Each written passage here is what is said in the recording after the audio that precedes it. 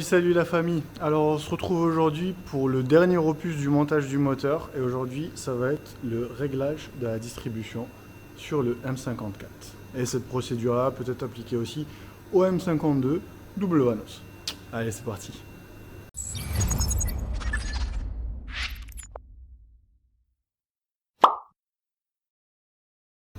Alors, quand j'étais hors caméra, j'ai déjà assemblé tout l'arbre à cam du côté admission, avec les poussoirs vidés et tout ça, l'actuateur du Vanos ici, et du coup j'ai pas monté l'échappement, et je vais vous expliquer tout de suite comment on fait déjà pour désassembler les poussoirs et les vider. Et après on assemblera directement le porte-poussoir et le porte-arbre à cam sur la culasse, et on procédera au réglage de la distribution avec l'outil spécial BMW. Let's go. Alors, un poussoir vidé, comme je vous l'ai montré la dernière fois, à l'intérieur, il est mou. On peut appuyer dessus. Et un poussoir non vidé, il est dur. Comme vous pouvez le voir, on ne peut pas l'enfoncer. Mais du coup, la question, c'est comment les démonter. Donc là, j'en ai déjà fait deux. Celui-là, c'est bon. Celui-là aussi, c'est bon. Et du coup, il m'en reste donc 2, 4, 6, 8. Il devrait m'en rester 10. Mais ils sont là-bas, ils sont de l'autre côté. Allez, c'est parti, je vais les chercher et je vous montre comment on fait. Alors, pour démonter un poussoir, il n'y a pas de mystère. Donc c'est bon, j'ai trouvé les deux autres. Pas de mystère, il faut de la violence. Donc, à l'intérieur ici, on a le piston, comme vous pouvez le voir. Tac. Et l'idée, ça va être d'utiliser une pince à étau et de pincer comme ça, je vous montre. Avec la pince à l'intérieur. Voilà. Et en fait, c'est de pincer le piston et après utiliser de la force brute pour tirer le truc. Alors, ça va lâcher très souvent parce que l'espace de travail, il n'est pas énorme, mais avec un peu de chance, quand on tire,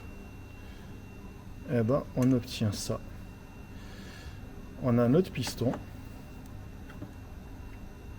voilà, qui est en deux parties, et on a le corps du poussoir qui est vide en fait. Donc nettoyage en frein, à l'essence, au diesel, enfin ce que vous voulez. Et une fois qu'on a fini de nettoyer le tout, on désassemble. On réassemble plutôt. À noter, hop. N'ayez pas peur de serrer fort avec la pince à étau, parce que c'est un métal qui est très durci, et comme vous pouvez le voir, il n'y a aucune marque de la pince. Donc vous pouvez y aller franco, il n'y a pas de souci. Et alors, je vais juste, voilà, avec un peu de lumière. Quand on désassemble, en fait, le piston est en deux parties. Tac. Et quand on le sort, alors, sur cette partie, on a la soupape, on a la valve, qui est à la base en fait, on la voit ici. Tac. Donc ça aussi, il faut le nettoyer. Et sur le piston lui-même, il y a un ressort à l'intérieur qui repousse la pièce où il y a la valve. Et ici, il y a un genre de clips qui permet au piston, une fois qu'il est inséré dans le poussoir, de ne pas ressortir. Et en gros, voilà, il faut vider tout le liquide qu'il y a dans cet ensemble-là, le remonter à sec. Et comme ça, on a des poussoirs qui sont remis en position à zéro. Voilà. Du coup, il m'en reste 9 à faire. Allez, à tout de suite. Excellent. Bon, maintenant qu'on a vidé tous les poussoirs qui sont bons, on va nettoyer le porte-poussoir de la partie échappement correctement, et on va insérer les poussoirs et je vais vous montrer justement comment mettre ce support de poussoir à l'intérieur de la culasse sans faire tomber les poussoirs, parce que comme vous pouvez le voir, les poussoirs rentrent comme ça. de cette manière. Sauf que sur la culasse, ça se monte comme ça. Et voilà, vous voyez le problème où il est. Les poussoirs tombent. Donc, on va déjà les monter avec de l'huile. On va bien les huiler. Et je vais vous montrer comment le monter en mode ghetto sur la culasse. Parce que théoriquement, il y a un outil spécial, c'est un outil magnétique. Mais comme je ne l'ai pas, ben on va faire sans. Allez, c'est parti.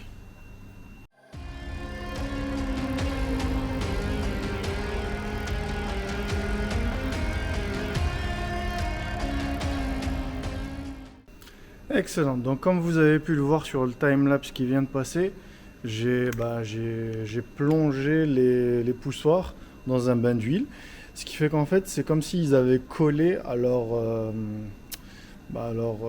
support de poussoir, en fait, au carrier de l'arbre à cam, qui est ici. Et du coup, là, ce qu'on va faire, c'est qu'on va ramener ça sur la culasse et qu'on va le retourner très rapidement sur les goujons et l'insérer. Alors, comme je vous l'ai dit, on va le faire en mode ghetto. Ouais, il y a déjà des poussoirs qui commencent à tomber. Donc en fait, vous la positionnez comme ça. Tac, je suis en train de les remettre là. Et vous mettez la première rangée de boulons en face. Et vous la basculez très très vite. C'est compliqué de tenir la caméra et de faire la mano. Mais en gros, ça doit faire ça. Hop. Et voilà. Et techniquement, bah voilà, ça marche du premier coup. Donc je disais, normalement, il y a un outil magnétique qui vient ici et qui tient tous les poussoirs en même temps pour éviter qu'ils tombent.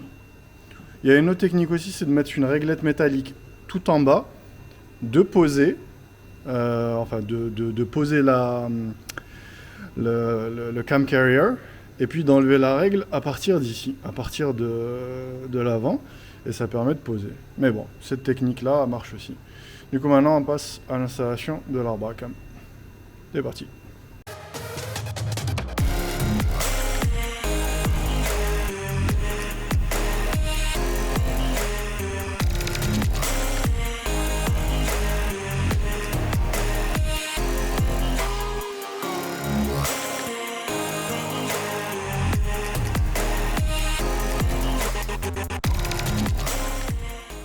Excellent. Donc maintenant que l'arbre à cam d'échappement est en place, qu'on a nos deux arbres à cam, on va commencer à préparer la procédure d'installation de la distribution. Donc ce qu'il faut faire, c'est déjà positionner les arbres à cam pour que ces deux points, ces deux trous là sur les deux arbres à cam pointent vers le haut. Et on va utiliser le premier outil de réglage. Donc ça, c'est un outil d'immobilisation pour les arbres à cam à l'arrière. Donc il faut le mettre comme ça. Et il faut bouger les arbres à cam de façon à ce que les deux encoches tombent exactement sur les arbres à cam. Donc là, comme vous pouvez voir, l'arbre à cam d'échappement il est légèrement tourné. Donc ce que je vais faire, c'est que je vais ramener une clé de... C'est une 25, mais ça va faire l'affaire. Et je ramène un tout petit peu l'arbre à cam. Et hop, l'outil tombe tout seul au bon endroit. Je vais redresser la position encore. Hop. Plus facile à dire qu'à faire. Hop.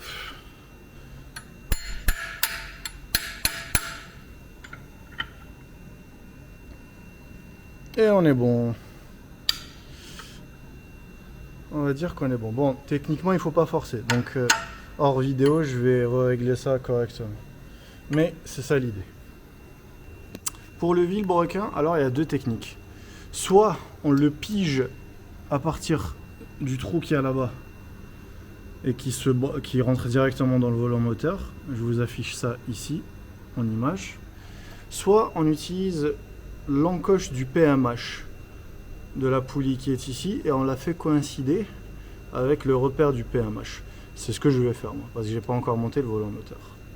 Donc une fois qu'on a fait ça et qu'on a bloqué les arbres à cam à l'arrière, on est prêt à installer la distribution.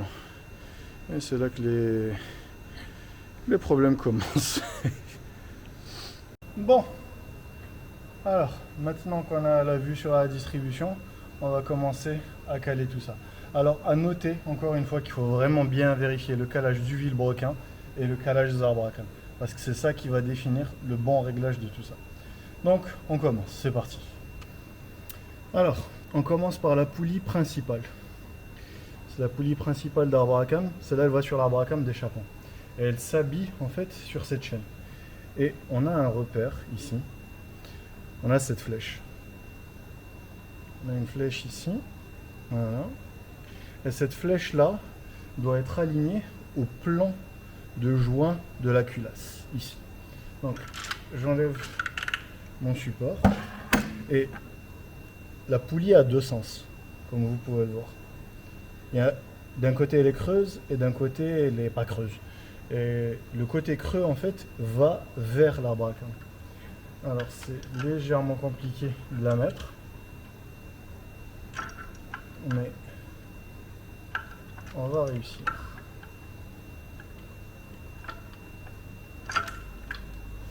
Ah oui, très très important, enlever le tendeur.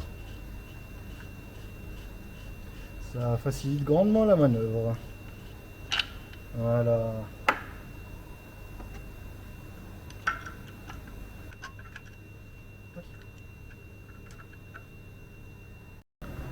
Alors désolé, petit problème technique, mais bon, la poulie est en place.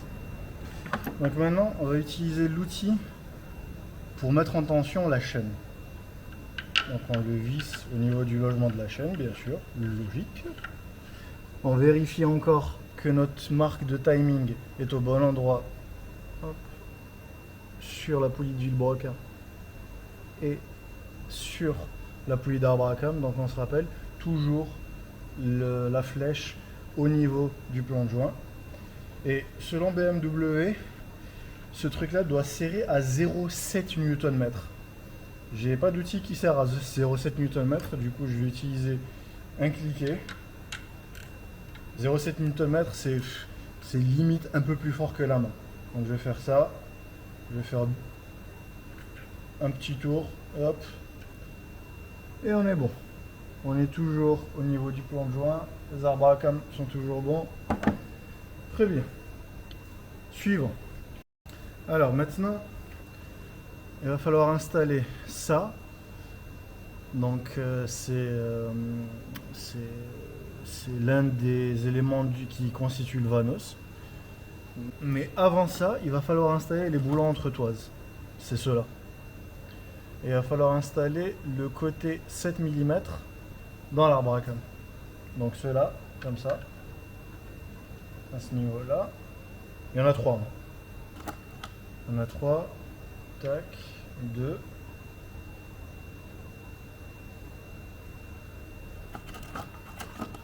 Et le troisième. Et ceux-là, à ce niveau-là, on peut déjà les serrer. Parce que c'est eux qui vont nous servir de base pour supporter en fait tout le reste de la machinerie du Vanos et de la distribution. Et à noter qu'ils sont insérés à 15 Nm. Donc on passe à l'installation maintenant de cette pièce. Alors comme vous pouvez le voir, la pièce n'est pas symétrique. Il y a une jupe courte ici et une jupe longue là. C'est la jupe longue qui fait face à l'extérieur, donc qui fait face à l'avant du moteur. La jupe courte rentre dans l'arbre à cam, comme ça. Donc on le positionne de cette manière et on met la pièce de déphasage du Vanos. On essaie de la positionner, tac. Et normalement elle doit rentrer normalement. Hop là. Et ça rentre sans problème. Et ça doit coulisser sans problème, hein. Je répète. Très bien. On passe aux pièces suivantes. Donc maintenant on passe à l'installation de la chaîne qui relie l'échappement à l'admission. Et là c'est l'inverse, donc c'est la jupe profonde, comme vous pouvez le voir, qui rentre dans l'arbre à cam. Donc cette position des engrenages est très très importante. On utilise un outil, je vais vous montrer ça tout de suite. Donc voilà l'outil dont je parlais. Donc vous posez les deux poulies comme ça. Tac. Et en fait, il n'y a qu'une seule position pour pouvoir les poser. Et ça vous permet d'habiller la chaîne après. Et une fois que vous le tirez comme ça, vous gardez la position et vous la mettez sur la distribution. Mais avant, on installe. Donc la même chose, c'est toujours le même principe de pièces avec une encoche. Sur la Bracam, il y a la même chose. Et on va venir faire coïncider cette encoche-là sur l'arbre à cam d'admission. Et on glisse ça doucement. Hop. Et alors, hop. Comme j'ai mis une pièce pour retenir le tendeur, je la sors au maillet. Tac. Et on est bon. Voilà, je l'éloigne un peu.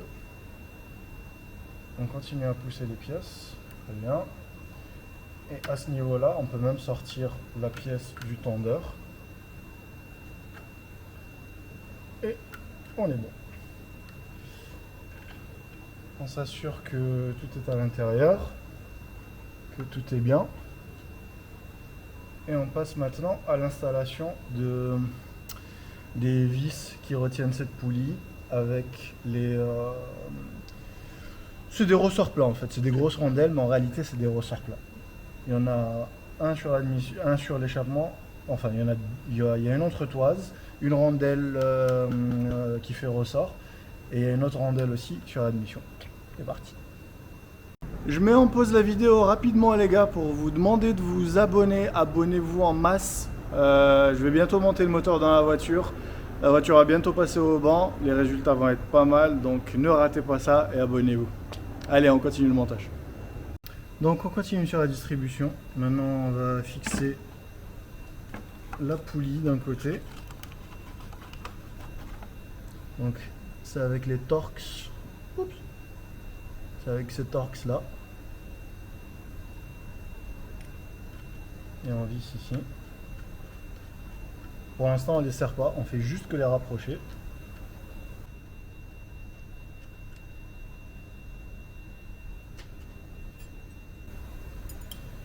Et maintenant on a ces trois entretoises là. Donc il y en a deux pour l'échappement et une pour l'admission. Celle de l'admission normalement elle a un marquage où il y a écrit front. Mais on le voit ici, il est vraiment pas clair. Mais si vous n'êtes pas sûr, en fait orientez-vous par rapport à la trace que les écrous ont fait. Je sais c'est ghetto mais c'est la meilleure des options. Donc on le place au niveau de l'admission. Sur l'échappement, on met l'entretoise d'abord, celle qui est épaisse. On la met ici. À travers les entretoises en boulant qu'on a serré tout à l'heure à je me rappelle plus combien de Nm. Et cette rondelle expansive, voilà, il y a écrit F dessus, ici. Et ça veut dire front en fait. Donc c'est celle qui doit faire face. De cette manière-là. Tac. Voilà. Et il va nous rester le pick-up. C'est la cible en fait du capteur d'arbre à cam d'échappement. Et la même chose, il y a une flèche à ce niveau-là. Je sais pas si c'est clair. Bon, je vous mettrai l'image en tout cas. Et c'est la même chose que la poulie du début. Elle doit être alignée avec le plan de joint. Et on met tout ça comme ça. Et ça doit rentrer sans problème. Et voilà. Maintenant que tout est placé, on met nos boulons, enfin on met nos écrous. C'est des écrous de 6, donc clé de 10. Il nous en reste donc 6 du coup. Tac. On fait ça comme ça. Ceux-là, ils ont un couple de serrage qui est très petit. Je crois que c'est de l'ordre de 10 Nm. Donc, soit vous le serrez très doucement, soit vous utilisez une bonne clé dynamique. Et voilà. Et on peut enlever la goupille. Parce que oui, je l'avais remis parce que ça me gênait en fait. Donc, et voilà. Et maintenant, on va utiliser l'outil, parce qu'il y a un outil en fait qui se met en face, ici, et qui va nous permettre de faire le serrage de toutes les pièces sans que ça bouge. Parce que si on s'amuse à serrer ce boulon-là par exemple, la distribution va tourner, les poulies déphasées vont tourner, et ça va déséquilibrer en fait tout le réglage qu'on a fait. Donc là, on prépare le tout et on l'installe. Alors je pense que cet outil là vous l'avez tous déjà vu sur le net. En fait il vient comme ça. Et voilà. Et il vient contre les bon je vous montre. Donc voilà ce que je vous disais.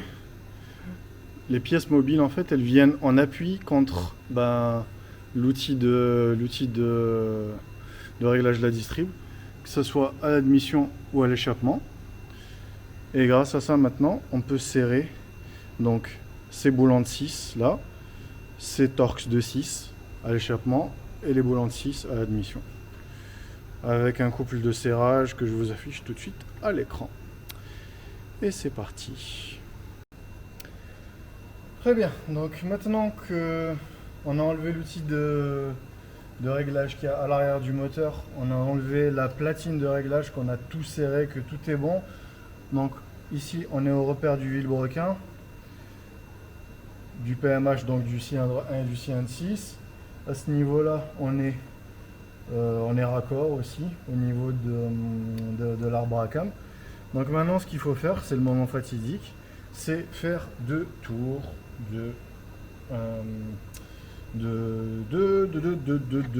vilebrequin, tout en enlevant l'outil de calage de la distrib et en mettant le tondeur d'origine. Très bien. Voilà. Pas besoin de le serrer au maximum. Enfin, pas besoin de le serrer à son couple nominal, mais il faut qu'il arrive au maximum de sa course. Tac. Bon, on est plus ou moins au maximum là. Donc on commence à tourner. Hop.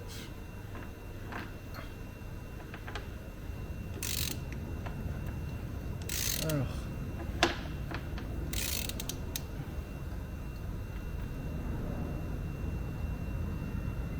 On est à un tour.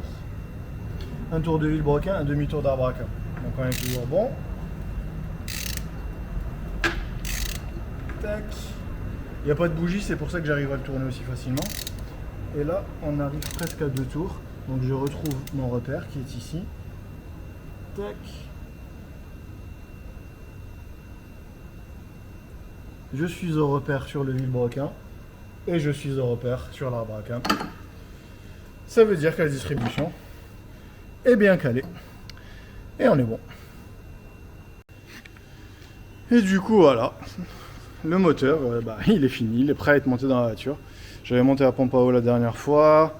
Là, je vais continuer à serrer le tendeur au couple.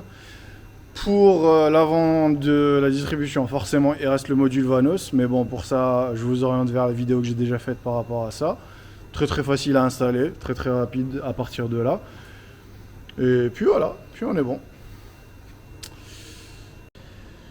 Et voilà, c'est la fin de la vidéo la famille. Donc restez connectés pour l'installation dans la voiture. Allez, salut!